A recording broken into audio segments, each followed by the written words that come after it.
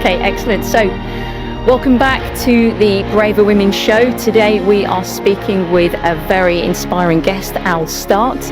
Al has been a visible and celebrated figure in the lesbian community, performing on stages across the UK for years before shifting her focus to children's music with her company, Go Kid Music.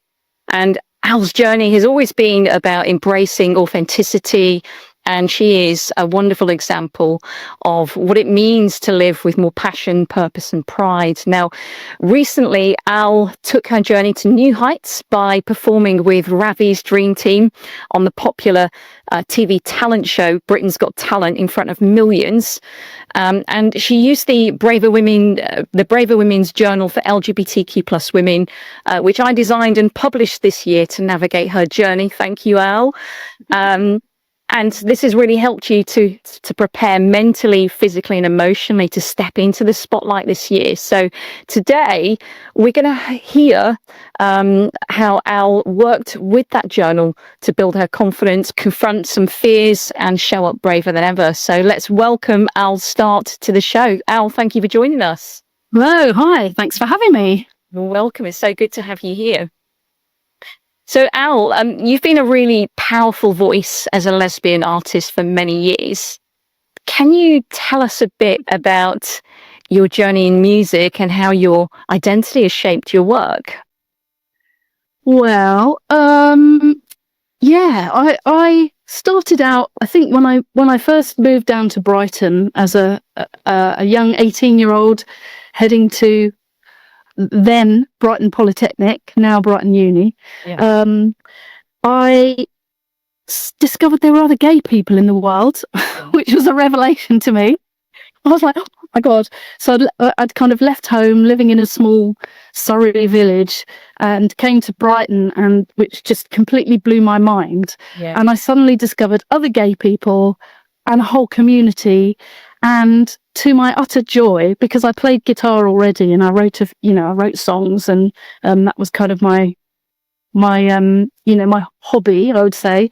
Yeah. I discovered that on the lesbian scene at that time, so we're talking 1987, yeah. before you were born, probably, Leanne. That's right. Yeah. Yes. I discovered that on the particularly for gay women, it was all about live music and open mic nights and women's performance nights and that sort of thing. So I kind of like landed in this amazing town of Brighton, now city, and it was just utter heaven. I quickly kind of got in on the open mics and started playing at things. I met lots of other women who played guitar and songwrote and different instruments. So I think I just kind of smashed into that kind of arena as my first introduction really to playing live, and particularly playing to mostly other women's, lesbians, as an audience. So what kind of reception did you receive? What was that like for you, being so young and being launched into that massive platform? Because let's be honest, if you're going to do it anywhere, Brighton has to be that place, doesn't it? Yeah, I mean, it didn't feel like a mass. Well, it was a massive platform. It felt like I sort of finally found my little place. I felt like a little jigsaw piece that had just been sort of drifting around, and I suddenly found somewhere that I fitted in. Right. Okay. And I felt like I looked like other people. We had the same vibe, or whatever. And it was amazing. It was amazing. I felt like I'd come home. Yeah. Even though I'd left home. Yeah, I had a very similar experience when I moved to London. Obviously, where I grew up in the Northwest, I was very noticeable. I felt like I stuck out like a sore thumb. Is that something that you experienced as well, where you grew up? Totally, yeah. Yeah, and that must have been quite difficult for you, I imagine. Yeah. I mean, unfortunately, my family wasn't accepting of me being gay, so I came. I'd sort of grown up in this environment of very shaming and religious and non-accepting, and I just thought, oh God, I'm just absolutely doomed to a life of misery and singledom, and but it was interesting actually, because I was at art college at the time, and I told my tutors that I wanted to apply for Brighton, and they were like, oh, Brighton, you're going to go to Brighton now? And I was like, yes, why? And they were just like, let's just say I think you'll really fit in there. You'll have a great time. And I was like, hey, thanks. I had no idea. Yeah. Of Brighton's gay, reputation and community. So it was quite funny that other people could kind of see, sort of see that was a really good place to go. And yeah. What was coming out like for you, Al, if you're happy to talk about it? Because I know that it's, even now in 2024, so many women have such mixed experiences. I think in 2024, the world is a bit more accepting, but I'm still hearing stories of quite the opposite, and not too dissimilar to what you and I experienced growing up. What was it like for you?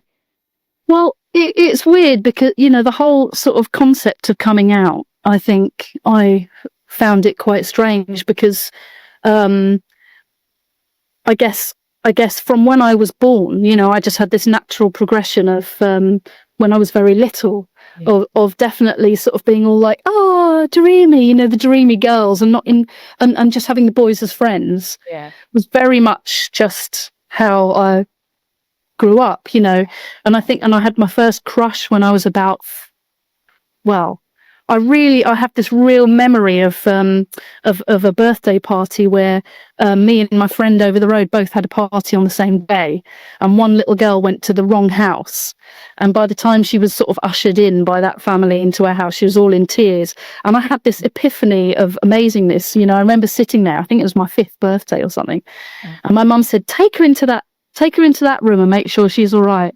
And she wore this beautiful dress, and she was all crying, and and I was just like, oh my God. And it was like a sort of, I was just like, oh my God. I don't know, there was something in that moment that I've remembered all my life of, like, I don't know, just this amazing experience. And then I had a massive crush on Sarah Jones when I was 7. But then that's when I kind of hit this this is not okay, because I remember a boy in the class going, oh, lesbians, and it's the first time I'd ever heard the word. And I think in my head I just thought, I don't know what that is, I don't like the sound of it, and I just shut a door. And then I think for the next few years going into secondary school, I kind of just pretended and towed the line and pretended to play kiss chase in the playground with the boys. Even though none of them wanted to kiss me, and I was absolutely fine with that. And it wasn't until I was about 13, I think, going up to secondary school and having crushes, I was in the school plays and things, and having sort of crushes on girls. And I just remember getting to 15, and because I'd grown up in this religious household, we had this thing called, it was the Church of England, we had to be confirmed. Don't know if you've heard. I'm a Catholic, so I get that. And so I had to go to these groups, like these kind of like evening groups at the young trendy rector's house, and we would all sit round and everyone would go, ugh, gay people, ugh, and girls who are powerful, ugh, and all of this, and I used to sit there thinking, oh my God, I think all the things that you're saying on me. And I said to I remember I said to my stepmom when I got home, I was like, this is such a big decision, because she was so religious. So I was going, this is such a big decision for me. I don't think I can do it at this point, because I've got to focus on my own levels. Great excuse. Instead of saying, I'm so gay. But I just can't do it. I can't do it. Well, I got trapped through that process, Al, and I didn't have the courage at that age to say no. I just got swept along with all that. It's horrible. It's horrible. It's so easy to go with the flow, because everyone loves you if you do that. They're like, great, you're one of us. You're embraced, aren't you? And that seems to be the thing, isn't it? This idea of I've got to fit in, or I've got no sense of belonging. And that must have been quite difficult for you, but having all that creativity in you as a artist. and putting yourself out there on stage and being highly visible in the spotlight and having things internally.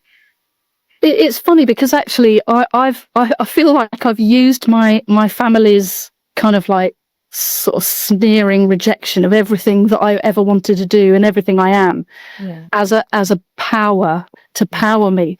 And I just I kind of, you know, I can sort of think back to different times in my life where I've gone, no, I've got to follow my heart. I've got to do what I want. And I've used that kind of thing as like, you know, you're not going to hold me back. You're not going to hold me down. Yeah. And I've used that to sort of power on. And I don't know how that happened. I don't know. But I'm glad it didn't crush me, because it could easily, you know, crush somebody. I think that sort of amount of... Yeah, absolutely. And I know that you're in the Braver Women community, and we have quite intimate and in-depth conversations, and there's still so much fear of that self-doubt and going with the majority rather than doing what you've done and following your heart. Of course, yeah. What does it feel like? Because I know a lot of listeners will want to know, well, what does it feel like to be able to just have that stop sign inside of you that then compels you to actually do what you want to do? It's like I've got this sort of weird barometer feeling where I can very much feel inside if something's not right. Right. If it's not right and it's kind of like not kind of true to myself. Yeah. I can really feel that. I really feel awkward. I can feel it almost physically. Yeah. As a sort of like, oh, you know, I don't like, is it like icky? Yeah. I can't, you know, and that's why I sort of can't say yes to those things, and I have to, you know, keep going that way and stubbornly and belligerently. And there's a lot of power there in listening to yourself, is what I'm hearing, really listening and connecting. Absolutely, yeah. I mean, maybe because I didn't have my mum's voice, you know, I never really had that. She died when I was nearly 7. So I've always kind of had to have that resolve myself. Yeah, yeah. That's incredible. And that resolve has really catapulted you in various directions within the performing arts industry. And yeah, I mean, it's made me happy. I mean, that's the main thing, I think. Yeah. You know, you've been very kind and said, you know, I've done all these amazing things. I suppose I feel like I've kind of bumbled through and done a bit of this and a bit of that, but yeah, I will only do things if it really sits okay with me, you know. Yeah, and you talk about bumbling through. I think is everybody. Let's get honest. You know, nobody has a streamlined vision of A to B. That's crap. And I think there's a lot of disempowering messages out there on social media, I think, and it gives people the wrong messaging, but it also induces a lot of shame and comparison, I think. I agree. Yeah, I agree. I think particularly when I was doing the adult music, I really felt that pressure to, you know, I wasn't quite sure what to actually aim for. That was the weird thing. I think because we've got so few role models in the LGBTQ sort of celebrity kind of world. I mean, now there are more, but back then, you know, I used to think, oh, you know, I'd love to be like, obviously, K.D. Lang, you know. Yeah, she's one of my favorites. Yeah. You know, back in the day was kind of like really up there. And I even went to see Michelle Shocked. Have you heard of Michelle Shocked? I haven't. No, I haven't. Because back in the 90s, she was she was a singer-songwriter, an American. I think lots of your listeners will know who she is. Yeah, but it's all turned very sour recently. In more recent years, she's been very much against the LGBTQ community. But back in the day, she was somebody. And I remember she toured in the UK and came to London, and me and a whole load of friends went to see her play live, and it was just her and her guitar. Yeah, I think it was the Hammersmith Odeon, something like that. It was a big stage, big venue, absolutely rammed with lesbians from all around the whole UK, you know. Yeah, yeah. And the sound was fantastic, and I just thought, that is what I want to do. Mm-hmm. Just that, you know. But yeah, there weren't that many kind of platforms particularly to sort of kind of go up onto. Yeah. I sort of felt like I could get to a certain level. Yeah. And then just keep going around. That's so true, because I remember I was in Leeds one night for a night out when I was in my very early 20s, and one of my friends said to me, he said, "Have you heard of Al Start?" And I was like, "No." And sorry, Al, but at the time he said, "I've just been listening to this incredible artist," and it was just around the time where iPods were produced. I remember looking at one of your album covers and totally resonating with your appearance and thinking, oh my God, I feel okay to dress and be like me, because I'm quite androgynous, quite boyish. Yeah, same. Yeah. And just seeing that visibility that you had out in the world within the music industry, it just reminded me of the love that I had for Katie Lang, because she was the only other person, and Ellen DeGeneres, that was available for me to visibly see and relate to. So I think you're underselling yourself a little bit, because I do think that you've had that impact throughout the UK with people who know you. Yeah. Well, thank you. That's amazing. I really feel that, I feel that visibility is the key. Yeah. And I think the more that we are out there and whatever your job is and your career and your role, and if you feel androgynous, wear androgynous clothes. Don't feel like you've got to wear a two-piece skirt and whatever to work. Don't bloody do it. Yeah. I say, it was awful enough for me back in the day, with school uniform. I don't know how you it was an absolute killer. Wearing that skirt, at second or in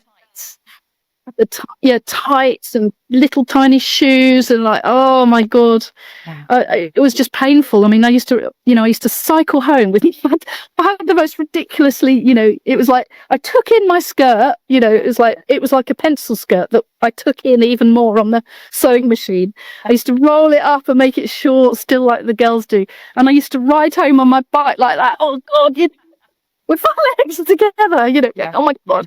And I'd literally throw it off and get my jeans on and my clothes and be like, oh, thank God I can be myself again. I think clothes are so important, aren't they? Oh my God, they so are. And I'm a twin. So I grew up, there was me and my twin sister, Rachel.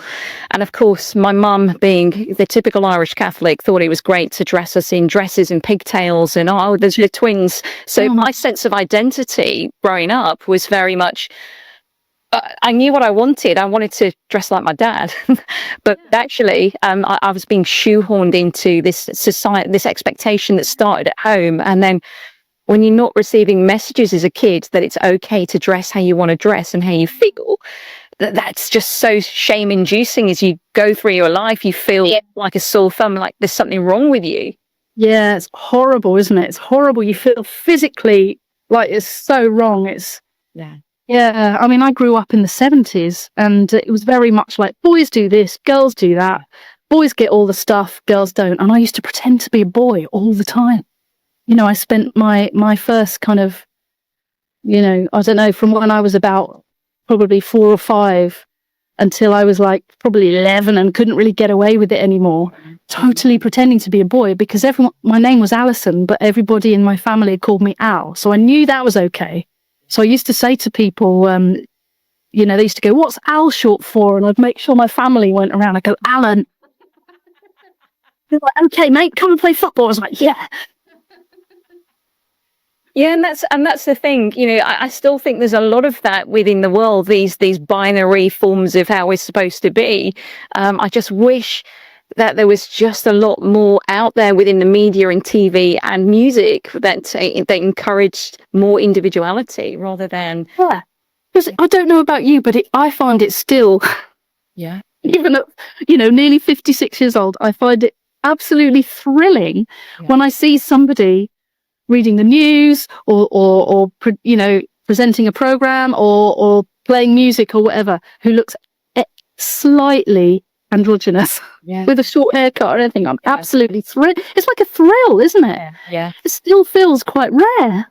But it is, and I think I spoke to you when we've had a chat before. One thing that I noticed, and I can't get my head around why this is, that there's not many women who are boyish that I see within LGBT communities. Even the England football team, there's a lot of queer women on the team, and to be this nobody looks like me. No, I know. It's funny, isn't it? Yeah.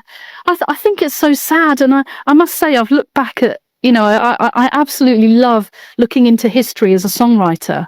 And I love writing about things that have happened and stories and interesting things. And I sort of look back at famous people, even men as well, and find out that they were gay or the women were lesbians. I'm like, oh my God, there should be a thing that says that. Yeah. Because it would be incredible. There's so many people through history who are so famous and have done so many amazing things who are totally, obviously, because of the times, closeted. But, it just would be so empowering, wouldn't it? I know, and one of the things that I'm looking to do with Braver Women is to amplify women's voices. These podcasts are not about me. Yes, they showcase the work that I do, but ultimately, most podcasts these days have people on who are very famous and, but what I want to do is have that visibility and amplify women's voices. I think it's so important. There's not enough out there, is there?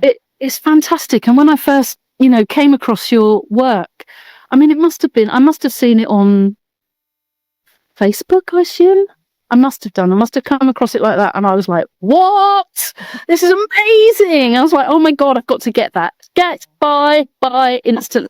It was just, it's so that, your whole platform and your ethos and everything is so valuable. I mean, you think you're just doing your thing. You think you're bumbling along, I'm sure, but you're changing the world, and well, I think it's a collective effort as a community, really, and everyone's got to have the buy-in that we are going to. One of the things that I said when I started Braver Women, this is when I had a notepad out and I was sat here at this desk, and I knew I wanted to do something with queer women, and I wrote down, I want to create an army of braver women. This is even before I went to a branding expert and asked her what we were going to call the business.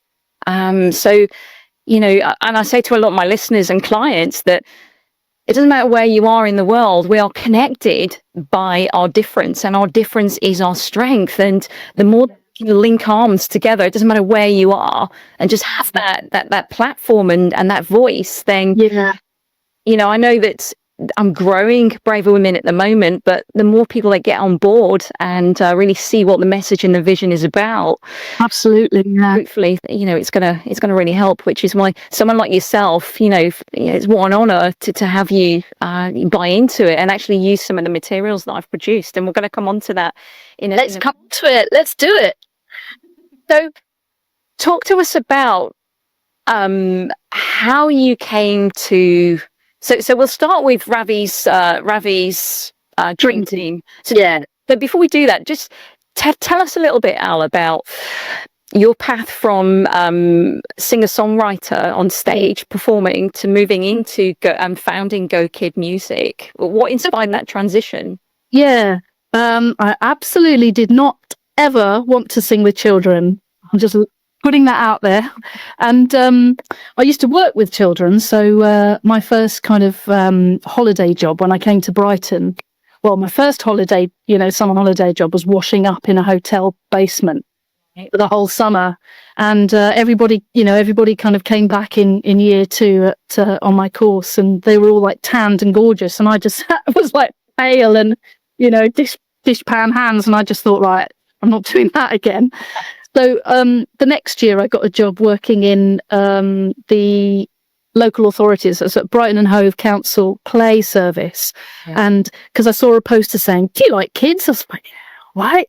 Do you like art? Do you like having fun? And I was like, this is great. And I ended up, when I was 21 years old, driving the play bus, a great big double-decker bus around Brighton and Hove, and doing after-school clubs and things like that. And at that time in the 90s, there was a lot of funding in working with children, and they sent us on lots of training. And one of the trainings I went on was assertiveness training, right? Which was really interesting. It's really interesting in like how to say no assertively and how to, and so I think that really, alongside alongside me, you know, in the evenings playing my music and then doing that in the day, I felt like I really grew as a person.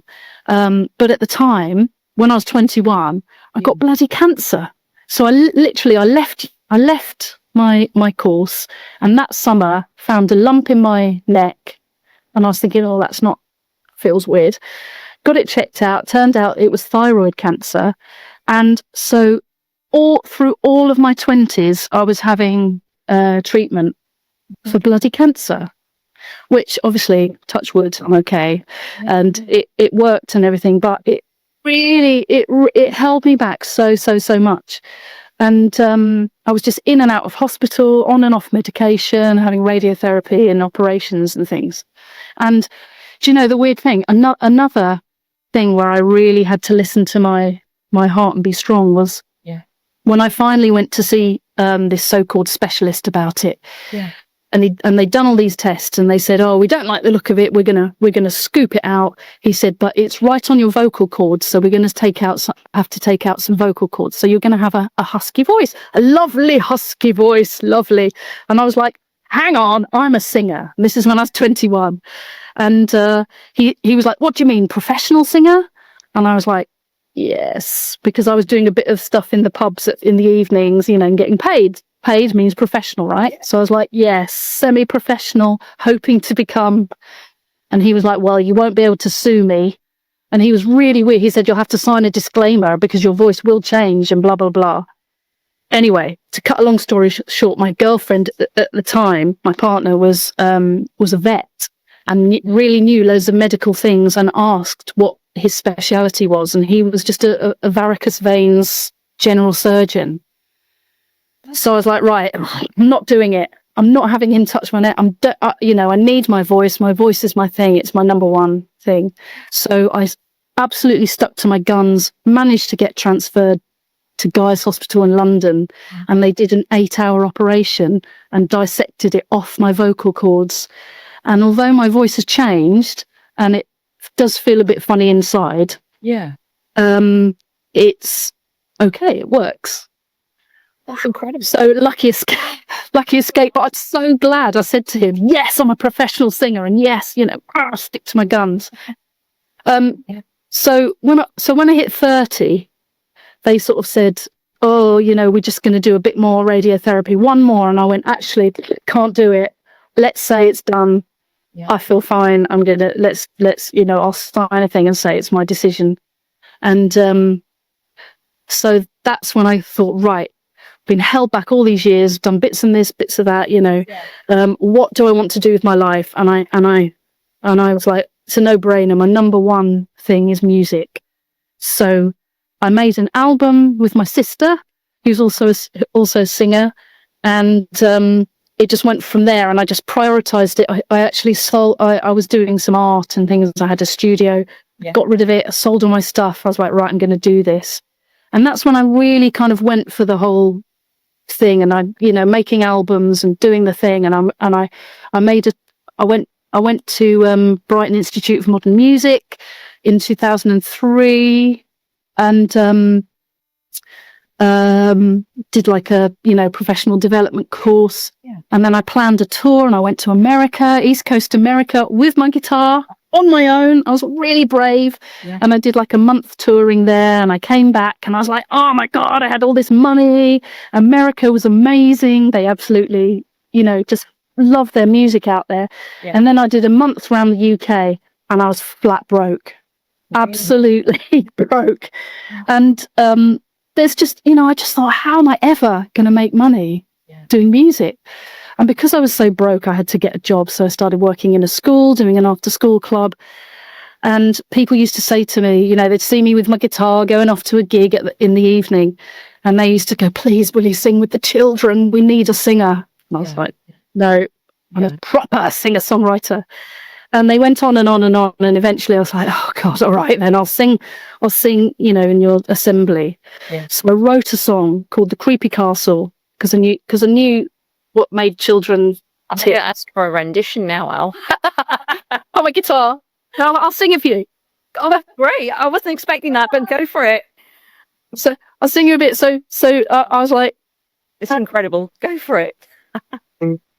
Down at the creamy castle, nobody's ever home. And I did sign language with it because I signed with kids. Wow. And they absolutely loved it. Yeah. And then they were like, let's have another song the next week, So I started writing these songs. Yeah. And then I thought, oh my God, this is brilliant. I love it. It's so much fun. And by the end of that term, by Christmas, I had enough songs to make a little album. I'd written enough songs because they were like, I want an album. For that, by the way, that's incredible, Al. 1 second. But yeah, so that's how I sort of got into doing children's music. And so I recorded it, and I had a little acoustic band at the time, and I got them all to play their instruments on it. And I thought, if I make children's music, I'm going to do it exactly the same standard that I would do an adult album. Yeah. Live music, proper musicians, it's got to be really good, musically great, got to sound great to the adults who play it. And it just took off. And the irritating thing was that I then thought, oh, I'll do a gig, see who comes. Sold out. The venue, the Comedia, rang me up and said, we've totally sold out. Do you want to do a second show on the same day? Wow. I was like, you can't be, we can't have sold out. I haven't properly even told everyone. And they were like, no, it's totally sold out. I sold out 3 shows on one day at the Comedia. Wow. And I was like, okay, this is interesting. Because I used to be begging people to come to my grown-up shows, to try and fill up the thing, because there's so much going on in Brighton. Yeah. And it just took off. What do you think the appetite was for it to take off? Al, what do you think? I think there's not very many, particularly at the time. I mean, when was that? Maybe 15 years ago, maybe, something like that. There didn't seem to be very much music that had that ethos for kids, where it's like a properly written song. It's well played. I've got a whole live band. Yeah. It's a really good thing, but signing, and it's all about things that kids love. Yeah. But it's not patronizing, and the adults loved it too. So totally inclusive for kids of all ages and all levels. Yeah, primary age kids. So it was sort of 4 to 10-year-olds. Yeah, it's incredible. And so there's a lot of my clients, and there's a lot of my followers that have kids. So how can people reach you? I'm going to give you a plug here. Thank you. Well, all of my music's on Spotify and iTunes, and all of those music. Apple Music, all of those platforms. So you can just look up Al Start on those. You can check out my website, gokidmusic.com. Yeah. And I mean, I just think everything I do, I try to be really inclusive. I try and be, I wrote a show. I think the first show I wrote was like a pirate show, and it was me and a friend, Nicola, and we were both these pirates, and it was great. We could dress up as pirates and be like crazy, and then we did like a really spooky show, like a Gory the Horrid show, and we were all these monsters. And then I wrote like a version of the Three Little Pigs, but the pigs were girls. Because I've just really noticed that all the characters and all the, as we grow up, everything we read is a he. This little pig did this and he did, and it's like, so I really try and put in there strong female characters. I write as many songs as possible about women, and, I keep it open. Every day I'm asked if I'm a boy or a girl at school. They're like, they can't quite, they're not quite sure. Yeah. How do I educating the kids that there's not always that binary term, is there? Yeah. They're like, you can't be a girl though. I'm like, I'm a girl with short hair. They're like, are you? Yeah. So I don't know. Hopefully, some of the students are growing up and going, there's somebody who I could identify. Challenging that conditioning, isn't it, that they're receiving at home, and hopefully educating the kids. So many stories where kids go home and actually educate the parents because of sad fans that they've learned. Yeah. So talk to us about your recent experience on Britain's Got Talent. It's a huge platform. So funny. I never thought I would be on Britain's Got Talent in a million years. It's just hilarious. So through teaching at school and then, because then I started doing music at school, and instead of just the sort of play work bit, instead of the after school clubs, I kind of focused on doing actual music and using the songs. So writing songs for topics, school topics. So then I'd be in school and teaching them all, assigning each week, like in singing assembly.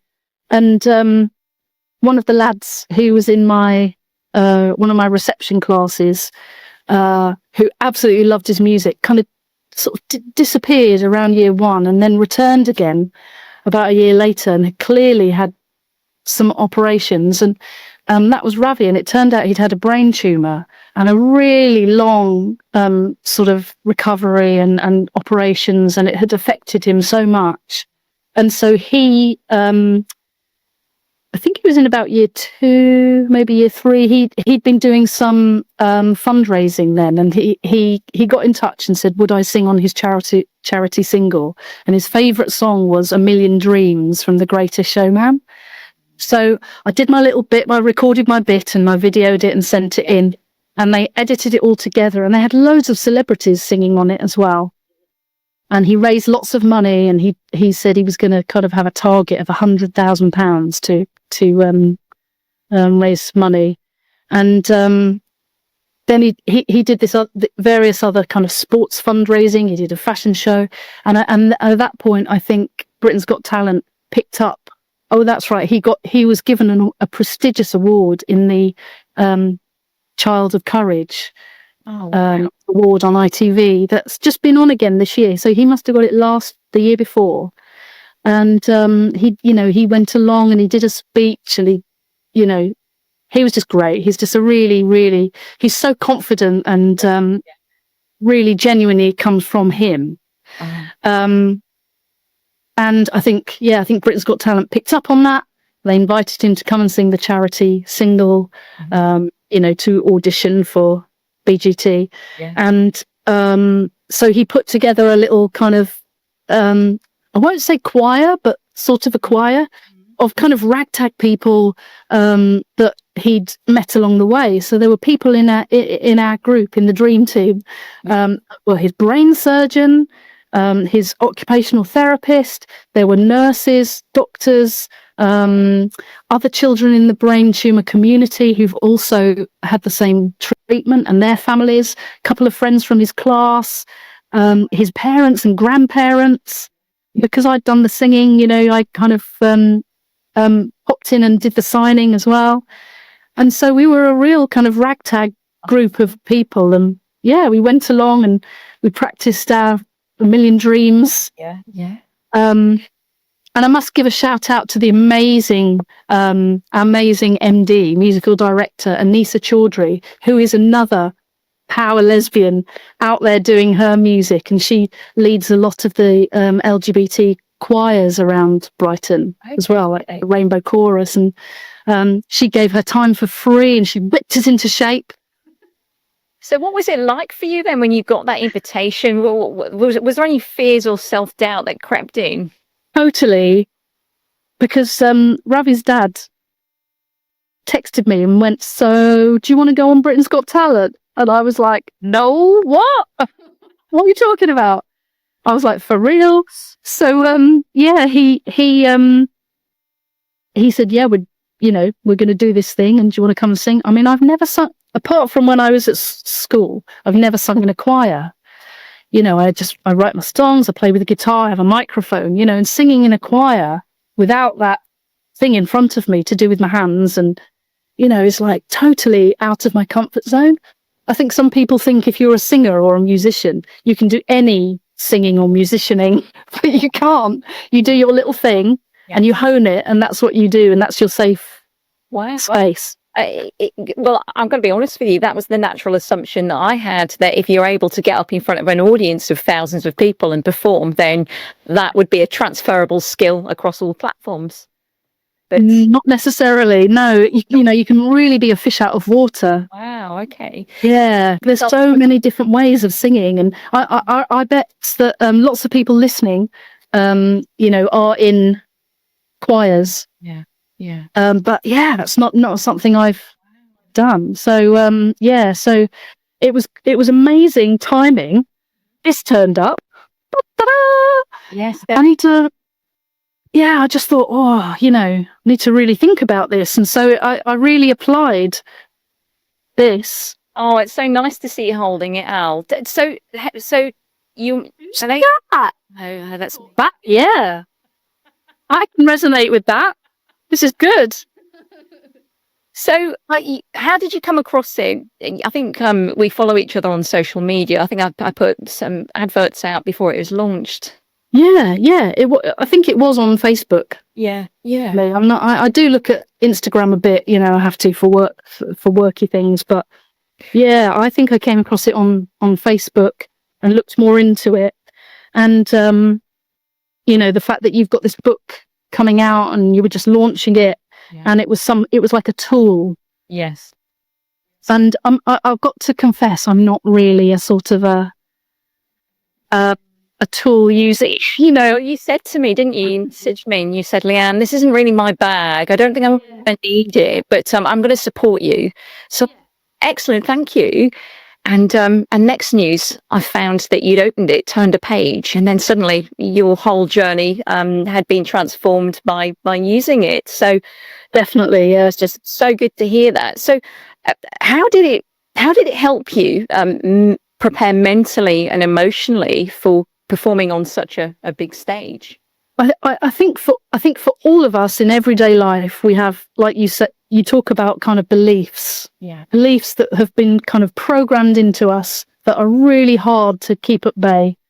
And I think then also, like you say, our difference is our strength. But if you are kind of like on a bit like floundering around on your own most of the time in whatever you do,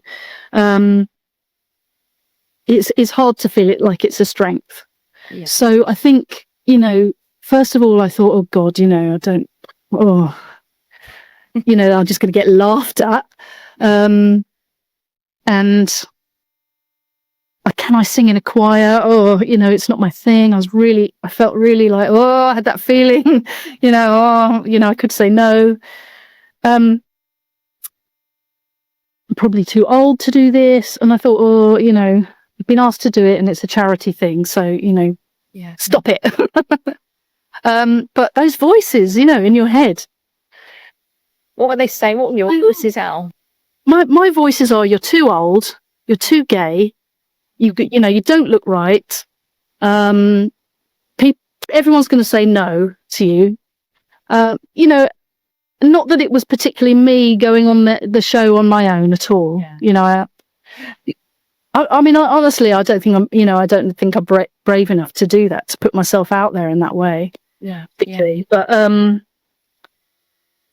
it's all those things.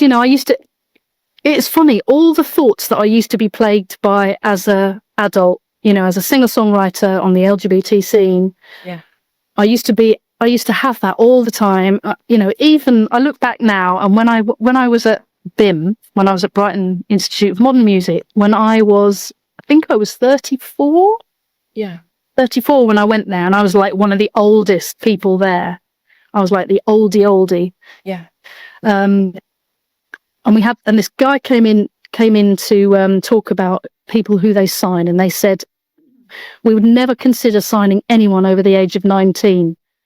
And you could feel half the room go, like, oh God. And I really took that to heart. I just thought, I was in this environment where everyone who was under 19 were like, yes. Yeah. And everyone else was like, no. Yeah. And it's really felt like that. So I've always felt too old. I felt like, God, that goddamn, that year that I was having all of that cancer treatment and I couldn't do anything I wanted to. Yeah. I was playing in a duo, and we were offered loads of opportunities to go on MTV. We're offered this, we're offered that. It was before the digital age. Yeah. You had to sort of go on things to be seen, and I had to say no to everything. Because of these ideas within your mind. No, because of my health at that point. that stopped me. And I felt like those 10 years had been taken away from me. And I always, after that, you know, when I was 30 and I was like, I'm going to do music. It's like 30. And now you're saying you're going to do music, you know? And so, and I think on the gay scene, I always felt like, oh, I'm not good looking. I'm not, you know, trendy. I'm not slim enough. I'm not, you know, all of those things. I had them all the time. And then when I started working with children, I didn't have that I didn't feel that pressure from my audience. They were much more accepting. I think you raise a really good point. And I know we've talked about this amongst ourselves before, that there's segments of the LGBTQ plus community that is predominantly geared up for young people. Yeah. And I think it's a subject that's not talked about enough is lesbian and queer women who when we go through the aging process, and we start to, you know, my hair is everything to me. Stuff like that. I know that imagine when this happens. Well, yeah, it's happening. I am going grey, and bless. I felt a little bit, oh my goodness, I need to get used to not being this Peter Pan anymore, and having these I've always been quite proud of, and it's evolve into my being as an older lesbian. Yeah, good point. I think all of that came flooding back for me at that point, and so that's why this was so helpful, because I could just write it down. I wrote down, I'm too old now for music success. One of your beliefs. Yeah. I haven't got the right look. I'm too butch and androgynous. I put others are better than me. They're more talented musicians. And I've missed my chance with adult music now. Is sort of like a recent one that I've been like thinking about. You know, I've left it too long. Yeah. I'm out. I'm old, you know, old hat, you know, and I don't look right, and you know, all that stuff. It's just horrible, isn't it? And I can resonate with some of what you say, Al, and I know that there's going to be a lot of other women that listen to this will be nodding their heads along to this too. Thank you for sharing that. So the structure of the journal is based on this 6-step method, Braver. So we have beliefs. Yes. We have responses. Yeah. Respect your authentic self. Yeah. We've got the vision, the emotions with that vision, and then what you need to remember. So it's a mindset shift that's guided with an audio program. So just to start with, what did you find? Which prompts? Talk to me about how did you find it? How did you find it helpful? For me, your first, I mean, as part of this, if people haven't seen it, this is so good. You do the scanny thing. Yes. And then you can go straight through to your audio pieces. And for me, that was like a real aha moment. Literally your first one, I think it was on beliefs. Yeah. And it's funny, it's sort of, sometimes it feels like something you've always known, but it's kind of so far back you don't know you know it.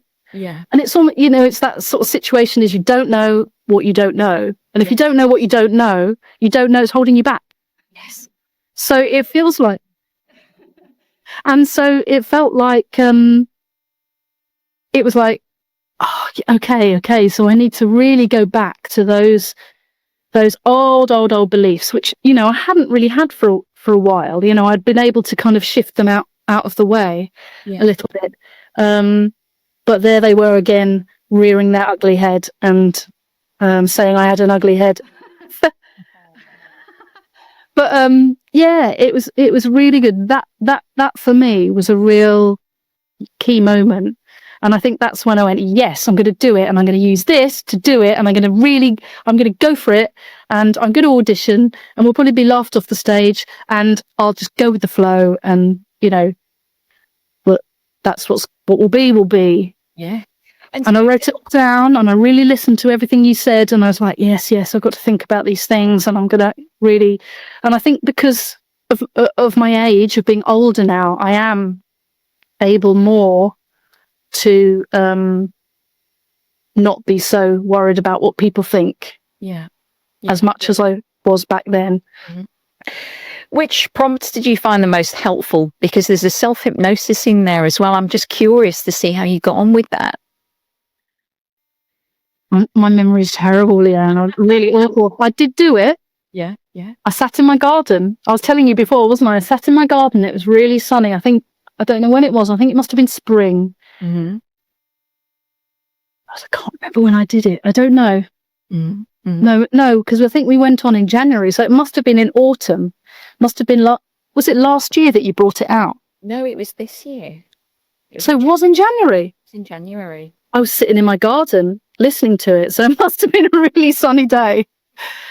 And I had a coffee and I was sitting in the garden and I was really listening to it. And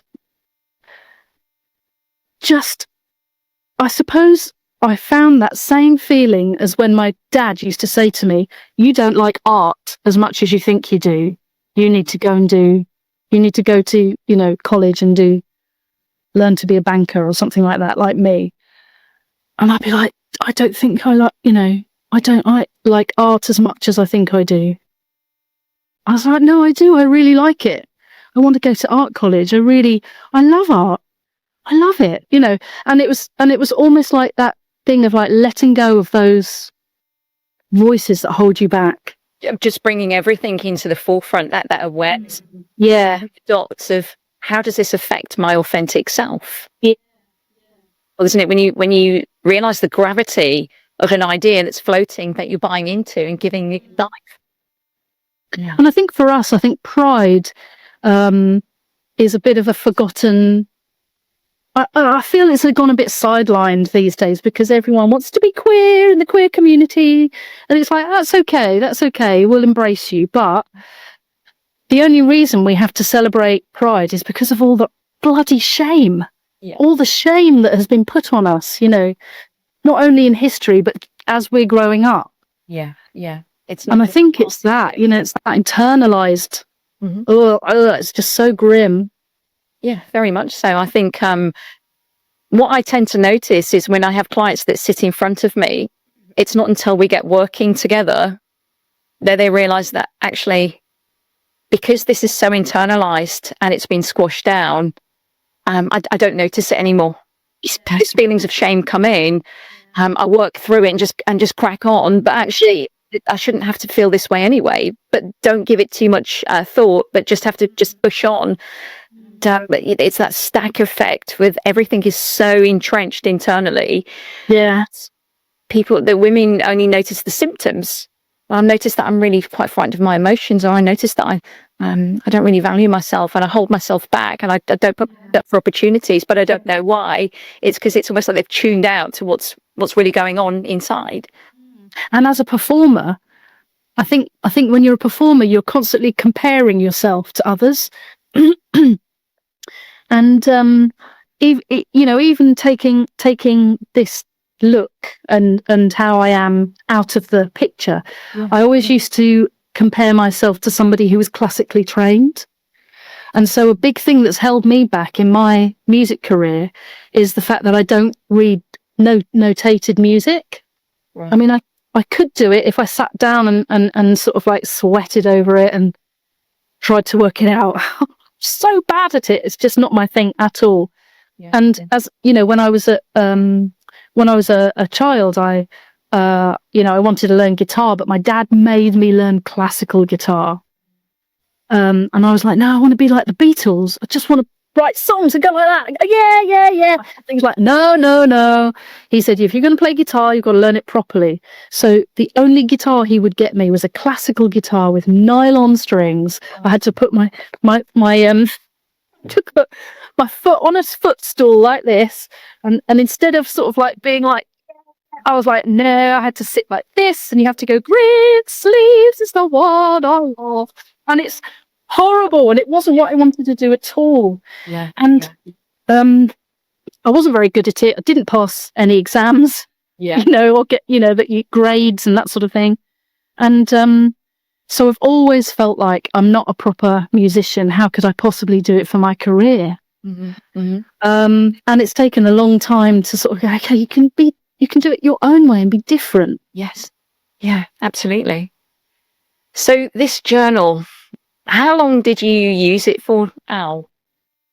I did a real concentrated burst, Yeah. and I listened to the audio as I went through, and it was totally at the time when it was Britain's Got Talent thing, and I just thought, right, you've only got one life, we think, so let's make the most of it. Let's it's like, if you're not going to do it, if you're going to say no to things, if you're going to hold yourself back, because nobody else was holding me back, if I'd have gone, oh no, I don't think so, people will think I'm an idiot because I've been on Britain's Got Talent, then I'd miss out on the whole experience. So what realizations did you have then? So this is one of them. What would you say the most impactful part of the journal was for you to actually get to that point? Well, have a flick through.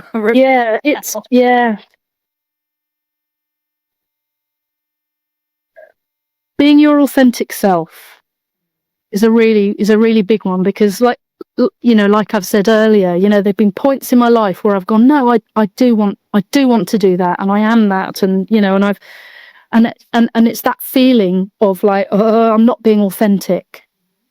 And I think that's really key. And then the vision, being able to visualize. I really like, I'm not one for all the, hippie techniques and all of that stuff. It's like, no, it's not my thing, but I do like visualizing things. And I do often, when I'm doing a show, if I've got something coming up, I totally visualize it, and I think about all the things I want to say, and I imagine everyone going, it's just really fun, laughing at my jokes, and I do this and I do that, and I've actually always naturally done that. I'm a real daydreamer, and that is your subconscious mind, Al. Right. Well, not many people know that they talk about this subconscious mind like it's this inaccessible part of them that they have no control over. But actually, if you think about the word imagination, image in action, it's something that I talk to my clients about. There are people out there who have something called aphantasia, where they don't have the ability to visualize, but that doesn't take away from the ability to align themselves to something through their other senses. Yeah. But visualization is just, we do it all the time. People I do it all the time. They only dream, well, they imagine and predict scenarios. They have different arguments in their head about what they should have, could have, would have said. Yeah. And then reflect on what they did by using that technique. And I suppose when you say it like that, it's more, perhaps it's more common for us to remember something. Yes. Like we've come back from the pub, and it's like you're thinking over that thing, and like, why did I say that? And oh my God, that was so embarrassing, or whatever. You sort of do it in that way, but you can do it forwards as well. And I do it forwards a lot. So when I've got something coming up, any show, anything I'm doing, I imagine what it's going to look. I sometimes draw things. I draw what I want it to look like. So actually, it was really good. But writing it down has been brilliant. So like writing down like emotions with the vision. Yeah. So visioning what I was aiming for, and then the emotions that go with it. Then it's like, I want that. I want those emotions. I want to feel happy. I want to feel excited. I want to feel, that sort of like gratification of like, I've been brave and I've done something. I've taken a risk and it's paid off. That's absolutely. And the thing is, people don't realize that a lot of the struggles come from emotional imprints. Something significant happens in their life. It could be traumatic or it could be good. But when a feeling is deeply felt, connected to an experience, the brain creates a memory with an emotional imprint. And the more of those imprints that you have, the more that those memories are indexed.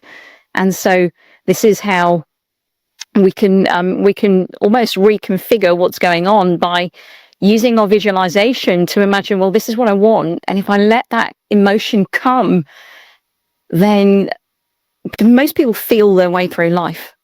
Everyone, how do I feel about it? I feel like I can do that. I feel like I can't.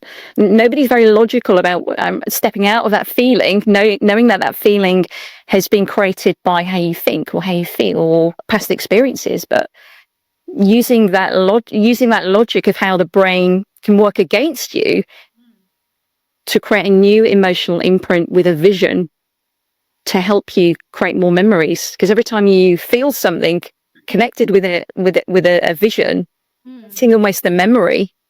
So when you imagine it, then you feel that feeling is being programmed in. Is that what you experienced doing it? Definitely, yeah, definitely.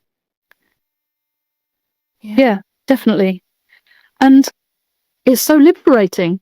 It's so liberating, sort of like really kind of honing down like a particular belief. I think the key to it, isn't it? I think maybe I saw something that you something that you said on Facebook on one of your when you're sort of talking, and I think you were saying just don't make it too big. Just be really specific. Think of a really specific belief that's holding you back, or a really specific thing, and then you can kind of like work through it and just do that kind of one thing at a time. I mean, I haven't written loads in here. I sort of feel like I got to the be able to. It did its job. Totally did its job. Record time. Because look what happened in my jar of awesome that my sister gave me. You probably can't see that. A little bit. It says jar of awesome. Jar of awesome. My sister said you've got to remember the things that you achieve, because I'm somebody who always is looking at the next thing. It's like, okay, I've done that. That's it was okay, it was good or whatever, and then I'm on to the next thing, the next great idea, next idea. And she's like, you've got to remember those, because I think a lot of us put pressure on ourselves to be doing better, got to do more, got to do better, especially if you've got your own business or company or whatever. But look what happened. We got the golden buzzer. Not only did they like our performance, Alesha gave us the golden buzzer, and this rained down on our head, and I scooped it up and keep it. Because about that, talk to us about what that was like. Were you expecting it, or was it just? Oh my God, not at all. I think we were the last act of that sort of long kind of afternoon session, and they keep you out next door in a hotel in the back. Right. It's not like you're watching the show or anything like that. You don't get to see what's going on. You're kept in a little bubble. Yeah. I think we'd had a rehearsal of how we're going to walk on and where we're going to stand, and they worked out where they were going to put the microphones and things like that. And then we just had to wait and wait and wait and wait and wait. And so we we trooped in, and then they had to put lapel mics on some of the performers, and we had to stand in this corridor backstage, and it was really hot, and the poor kids, we were having to fan them and open the back doors, because they're, most of the children who are in the group, are having treatment for brain tumours, so they're quite delicate as well. And we were nervous, and everyone was a bit sweaty, and we kind of filed in. And I can't remember if that first one there was Ant and Dec. No, I don't think they were at the auditions. Oh. They were at the live semi when we went back. But we kind of we filed in. Oh no, we did. Yeah, we did see them. Yes, of course we did. And we went. The first time we'd gone past and gone in, and then the second time as we walked in, there's Ant and Dec standing there. Yeah. And I was like, Ant, Dec. And it's like, oh my God, it's really happening. Yeah. And so we sort of filed in, and there's literally right in front of you Simon Cowell, Alesha Dixon, Bruno, and I can't remember her name, really funny lady who does the thing with Alan Carr. I'm really sorry, I can't remember her name. And they're just literally sitting at a table in front of you, and they asked Ravi a few questions, and he was totally eloquent. Said what it was all about. And Simon Cowell's like, this is your moment. What's he like in real life? I'm being nosy now. He's tiny. Is he? Yeah. Well, he didn't look tiny there. Didn't look that tiny. But he came up on stage, and it's like, is everyone on TV tiny? Because Ant and Dec, it's like, give a high five. Oh, down there. They're tiny, both of them. Even though one's taller than the other, they're both pretty small. Yeah, yeah. Yeah, and then he came up on Simon Cowell came up on stage afterwards, and had a chat with everyone, and it's tiny. Wow. Like, wow, interesting. Is he very, because he comes across as very commanding and very Yeah, he is very commanding. Yeah. Mhm. Yeah, but we sung our hearts out, and then at the end, Anissa, our MD, sort of kind of did a thing to bow. I think, because there was a studio audience in there, and they just went crazy after we'd sung out. Like standing in front of all of them with cameras around you. It's a lot, and it was it was at the Apollo, so it was like this massive stage. It's like, I can now say I've sung at the, stood on the stage at the Apollo, and it's you see the audience out the front, and then there's another row, and then there's another row, and they're like, it goes up and up and up and up, and there's just people, and they get absolutely crazy for you, and so we were all kind of like, oh, starstruck, and I think we did a bow, and then as we sort of came back up, all this stuff was coming down, and which, I was thinking, oh my God, hardly anyone else in the choir actually watched Britain's Got Talent. I watch it every year with my family, and we always watch it, and we're like, yeah, Britain's Got Talent, love it. So I was like, oh my God, we got the golden buzzer. We can't, my brain was going, what? That realization, I've just got. It took a little while. And we were just all going, you can see it on YouTube if you look up Ravi's Dream Team, folks. But we're all going, what? And Alesha Dixon was crying her eyes out, crying and crying and crying, and they had to sort of like cut and mop her up.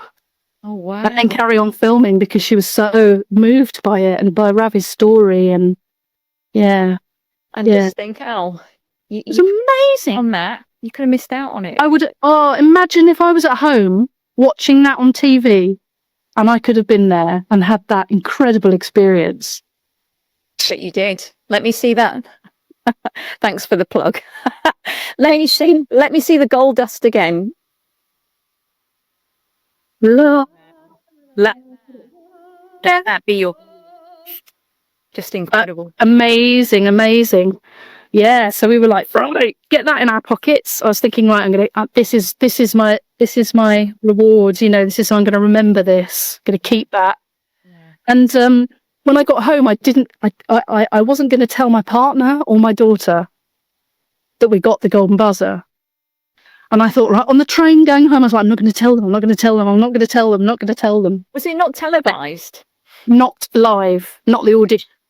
We had to wait ages because I think we did it in January, and then we had to wait till like May or something like that, or April. Yeah. The end of April, it was shown, and we weren't allowed to say anything. We weren't allowed to put anything out on social media. Nothing. We just had to sit on our hands and not say anything.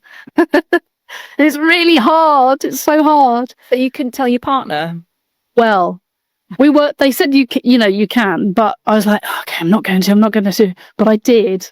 I got home, and she'd been having jury service. So the same week I was like, oh, I'm on a high. She was like, oh, this is awful. This jury service is like, this is nasty stuff. So she was having a completely opposite experience, and I was having to sort of kind of rein it in a bit and be like, oh yes, that's really awful. So what happened? So I did tell her, and it took her a while to get her head around it, and she was like, oh my God. I said, don't tell our daughter. Let's not tell her. Mm-hmm. And so I didn't tell anybody else. And when we watched it, I invited my sisters over, and my niece and family, and we all sat there and watched it, and they were crying when the edit of it was fantastic, and I was like really choked up all the way through, and seeing yourself there makes it really real. It's like on the actual TV. Yes. And the whole golden stuff and the thing, and they play this amazing music, and it's really my family were just like, my sisters were going, what? I'm not surprised. And my daughter's got some additional needs, and it took her about 10 minutes to process what had happened, and she was just sitting there like frozen for quite a while, and I was thinking, oh, she's not very impressed, I was a bit disappointed, and then she was like, And I took, and I had this in my pockets. I had this like this, and when they did the golden buzzer thing, I threw it over everybody, and and she was absolutely beside herself. And she said to me the nicest thing she said. She went, "I'm actually quite proud of you, Mama." Oh, is that what she said? She's 14, and she went, "I'm actually quite proud of you." That's kudos. That's good for anybody who's got teenagers, you know. Almighty. I mean, honestly, just listening to that, I could hear you talk about it all day. It's just that snapshot that you've given us is just incredible. And I think it goes back to the original point of when you hold yourself back, when you allow yourself to indulge in that daydreamy fear part of your brain, and if you listen to it, then you're not going to achieve remarkable things like. But I've kept on doing it. I've kept on, you know. I've sort of kept on that kind of like, right, don't lose sight of that feeling. Yeah. Keep being yourself and keep, you know. And I do feel a shift now. Even when I'm working with children and I'm sort of standing up in front of a hall full of children, I do feel like I can just be myself now. Wow. And I don't know, just be more authentic. And it's really freeing. Mm-hmm. It's brilliant. Yeah. Just by allowing yourself to be braver. Yeah. So Al, I mean, I'm blown away by that. I really am. I mean, I think it's incredible. I really do. And I'm honoured to have produced something that has helped you in some way achieve that. I really am. Clever old stick, aren't you? Thanks. So, Al, after taking part in BGT, do you feel it's opened up, obviously apart from the authenticity and feeling that feeling of freedom, has it changed the way you envision Go Kid Music in the future with what you're going to do with the company and that direction? Or has it encouraged you to start to look for other things as well? It's been amazing working with the group of people and in the brain tumor community. It's opened up more of a for me, I sort of feel like I want to do sort of more that helps people. Yeah. And for a while now, I've been focused because I'm an adopter, and I've kind of done projects and work where what I'm trying to do with my children's music is make it for children who have been fostered or adopted or had early trauma to feel safer in school and more able to learn by using creative resources. So that's why I've kind of built up all my educational resources, and it's all music based and creative learning and that sort of thing. And I so enjoyed doing something where it's like it's raising money, is for a cause. Yeah. It kind of gives something more meaning. Yeah. So I think I suppose it's more rewarding and meaningful. I want to continue to do work that has meaning, and I suppose if I sort of think about my age and how much longer I've got to be able to kind of really do things, I want to just embrace all opportunities now and almost leave a legacy. Leave something that's worth something, and feel proud of what I've done, I think. Whereas perhaps before, when I was performing, it was a bit more selfish, possibly. Right. I don't know. I don't know. I suppose I just want to, when I write songs now and I want it to be, more meaningful or tell a story, or, music and songwriting and a song is such a powerful thing. Yeah. Can be such a powerful it evokes emotions, isn't it? Yeah. Music instantly without even thought. It can make you laugh or it can make you cry. Absolutely. Yeah, it can change an atmosphere in a room just by putting on a different song.